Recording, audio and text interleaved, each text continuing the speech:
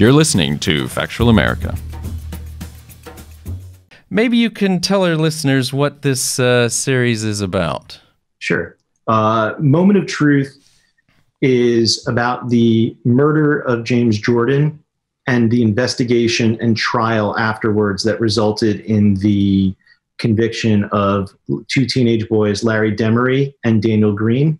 And we tried to take a complete 360-degree view of the case, presenting all of the facts in a way that I don't believe have ever been presented before, using footage that has not been seen in decades or never before publicly, to create kind of almost like a trial itself, the two arguments that have existed around this case as to what transpired. This is a case that's been shrouded in a lot of mystery for decades and conspiracy theory. And while those are interesting on one level, our true interest in this story was to get to the truth of what actually happened and how this occurred, because there's a lot of evidence that took place at trial and has come out since that raises questions about what we were all told 28 years ago. I think you've already now told us why this is, why it's doc worthy. I mean, it definitely was a heinous crime. It's anyone who, I mean, I was living in the States then.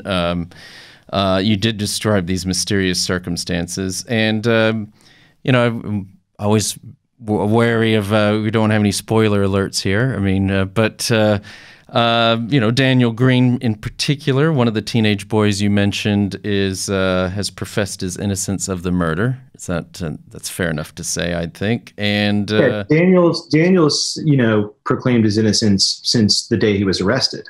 You know, Larry, who's the other teenager who was charged with the case, charged with the crime, he took a plea deal and admitted his guilt as part of that plea deal. But Daniel's maintained his innocence for, nearly 28 years. Okay.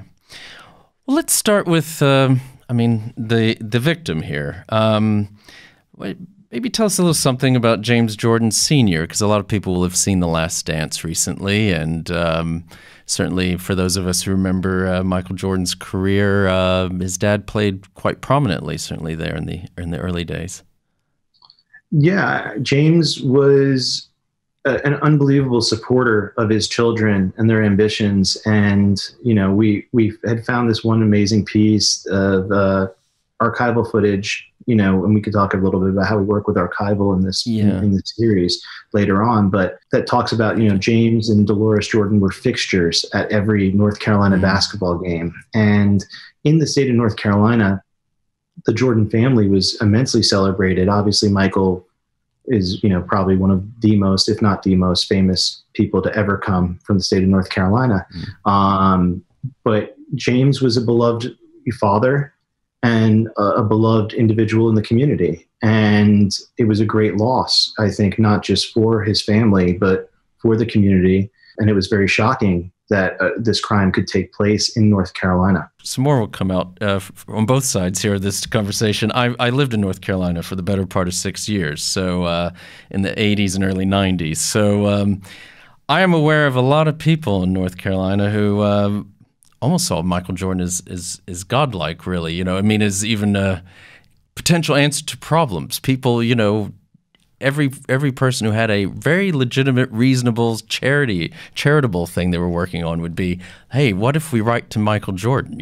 That was part of it. So he is beloved, even those who didn't necessarily go to the same university he went to. But I think what I found interesting, there's many things that are interesting. What it reminded me of were, and you're not making any allegations here, but there's these mysterious circumstances about his murder. You don't expect every day the greatest of all time basketball player, his dad to be murdered.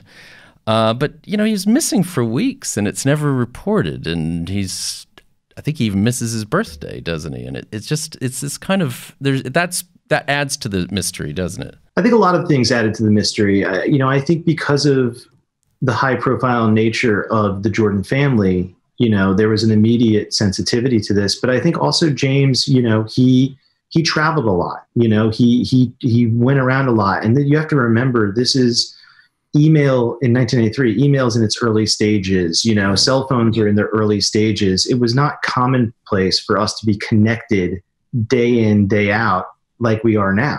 And it was not uncommon for him to go on a golfing trip with his friends and not be in touch with anyone for a week or two. It was these, so it didn't raise any immediate concerns. But when he started not showing up for some previously planned events, the family started, I believe it was Michael's security detail, started looking into potentially what was going on. A public investigation was not opened at that time, but Michael's, team started looking into it. When the car was found, when his car was found abandoned, that is when the public, the law enforcement search took place in full.